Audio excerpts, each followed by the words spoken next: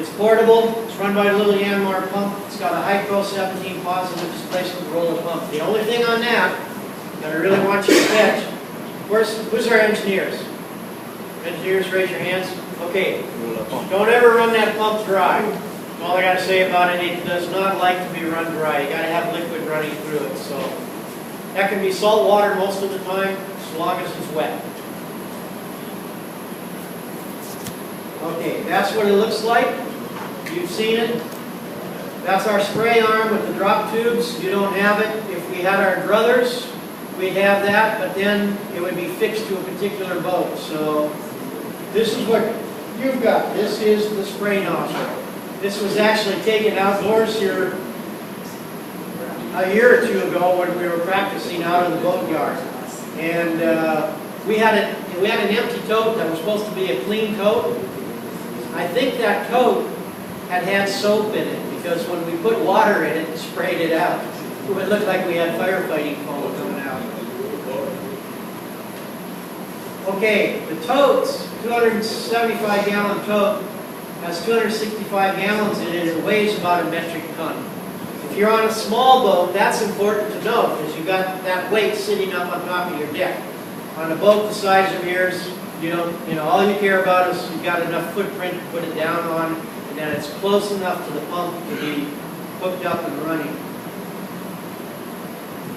Talking about treatment rate on this, we can talk about this when we're down there. But basically, the treatment rate is the swath of that plume being thrown out by the speed of the boat and the amount of juice we're putting through the pump. Now, on the Ailes-Fernie nozzle system that you guys have got, in order to get that proper droplet size dropping out, that's only valid if you're putting through a very specific flow. And for you guys, it's 100 liters per minute. That's why they call it a boat spray 100. On the Monarch, they've got a boat spray 50. They're putting out about 60 liters per minute. Okay, a little smaller. Goes out almost as far, but it's just not as much fluid going out. So you got a meter there. We'll look at it. That'll tell you when you're at 100 liters per minute. If you're below that, if you're over that, you're not going to be getting the right droplet size. But at any rate, that flow rate and swath width, if I got that set swath width, which is going to be by the flow rate, there's two other things I can vary. That's the speed I'm going forward or the amount of juice dispersant that I'm putting into that plume. Because, again, for you guys, your pump can pump pure dispersant or it can pump dispersant in water. You will almost never, never, never pump pure dispersant because it'd be gone. It'd be game over. And also, it'd be way too much dispersant being dumped. It'd be overdosing completely. So you're going to spray and dilute where you're mixing it saltwater dispersant. And you'll generally be at about 2/3 saltwater, 1/3 dispersant, okay? So now we've got a set amount of dispersant going out there. Our width is out there. The other variable we got to affect the amount of dose we're putting down is the speed of the boat. Okay? If we were spraying with spray arms, that'd be pretty easy. We can run the boat a little slower, a little faster to take care of the dosage rate. When we're spraying the way we are supposed to with the Afido nozzles, then we're going downwind at the speed of the wind. So now our speed is fixed, our swath is fixed. The only way we've got to adjust that dosage rate, the amount of actual dispersant juice we're putting it on, is by adjusting the amount of dispersant that we're inducting into that 100-liter water stream. Okay? So we'll go over how you do that. Because we can cut the dosage down to 0 by turning the dispersant off. We're still putting out 100 liters of seawater. Or we can open up the dispersant up to about a maximum of 30%. 30% dispersant, 70% water. Okay, so we can adjust the amount of dispersant to cover the dosage. In general, if you go into the manual for the boat spray, there's all these fancy engineering systems that spend hours going through and trying to figure out, okay, set this speed, that range, we should be here.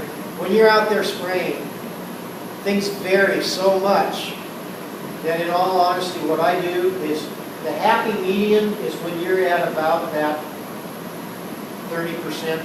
So I open up that dosage to about, if I'm spraying 100 liters per minute, I want to be up at about 30 liters per minute, which is all I'm going to get out of my inductor anyway, and just spray that way. If it's too much, if I see that I'm getting a milky plume, or I'm making a trail behind me, the helicopter says, hey, looks like you're putting way too much on. Okay, I can turn that 30% down to 20%, 10%, 5%. If I'm not getting enough dispersant out there, he says, you need to be putting more juice into it, I can't get more. In that case, I'd have to maybe come back and make a second run on it, okay? So you've got a little variation in what you can dose by adjusting that dispersant flow, but not a lot. In general, I'd say open it up to max spray away. I'm giving you in 3 minutes there what we would normally be taking 30 minutes to talk about. Guys, I apologize for blasting through this so fast, but it's just what we got to cover at the time we got. And it'll make more sense when we get out there. Okay, consumption. We're going to be in the dilute mode. So if we're doing that at 30% of 90 liters per minute here, it looks like we're using up about 428 US gallons. You know that you've got one tote for 265, so it tells you right there, if we're just spraying it, we're going to use it up in about a half an hour. That's going over what I was just talking about. The application rate, gallons per acre, is equal to the discharge in gallons per hour divided by speed times the swap. In the U.S., they usually limit us to about 5 gallons per acre. In England, not New England, they will allow up to about 10 gallons per acre. Here in Trinidad, I don't think that the national plan says anything one way or another. So it's probably going to be Repsol and the observer telling you whether it looks like you're getting enough, dosage per acre or not. Application rates, let's see.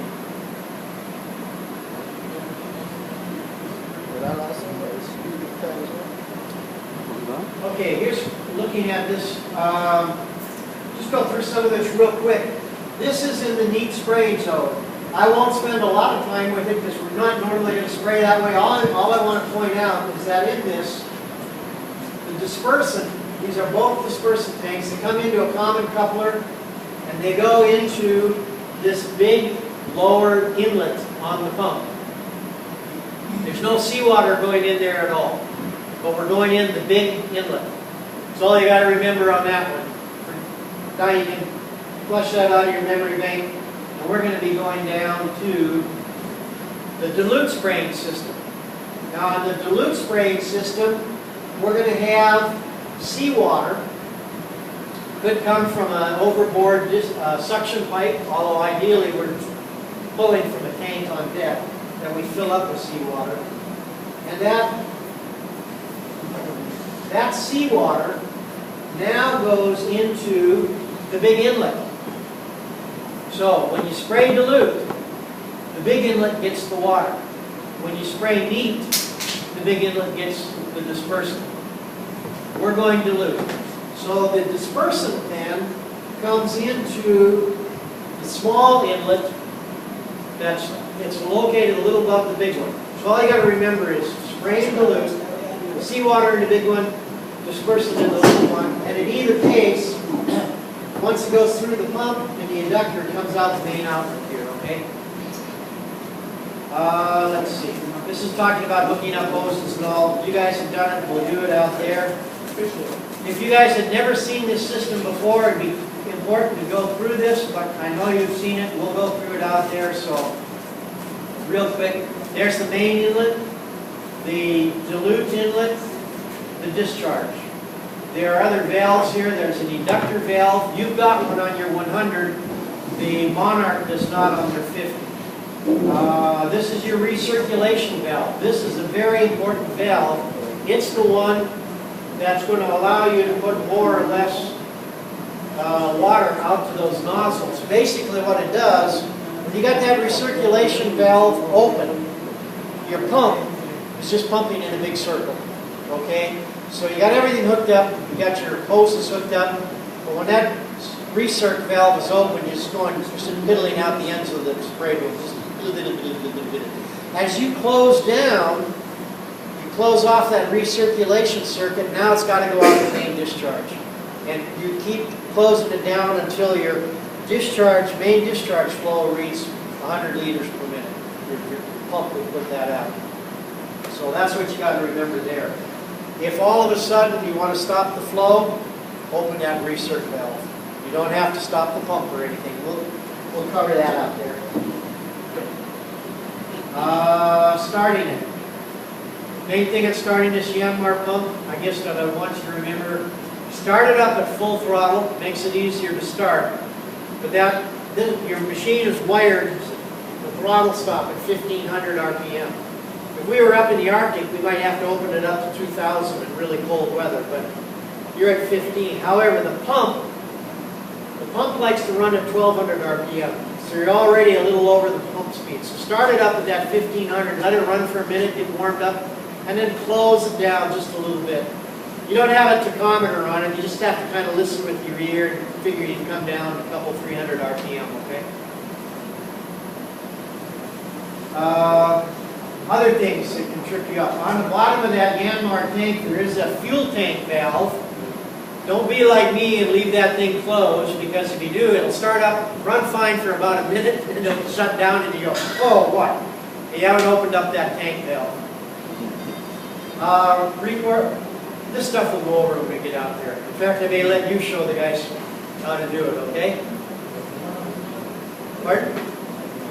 Oh, okay. And there? We'll all go over it. I think you will have one of these on your system. Okay, the new systems are a little bit different than this if you got a brand new one, but yours has got this flow meter. This flow meter here is the flow meter that's reading the dispersant. That's the one that you want to get up. If your big flow meter off the main discharge is at 100, you want this one to be up there at about 30 if you can get it up that high, okay? All right.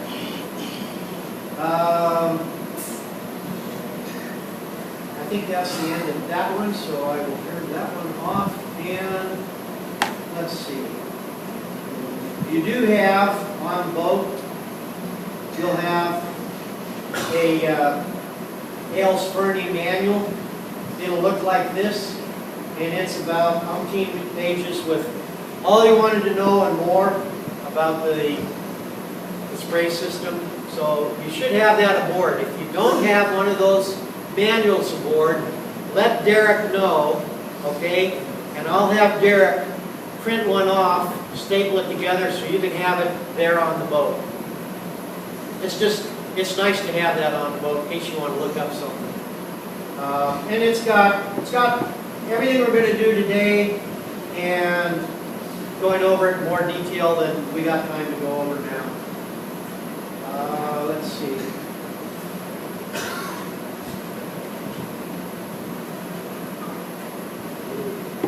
Well, I did it. Now I got to go start over.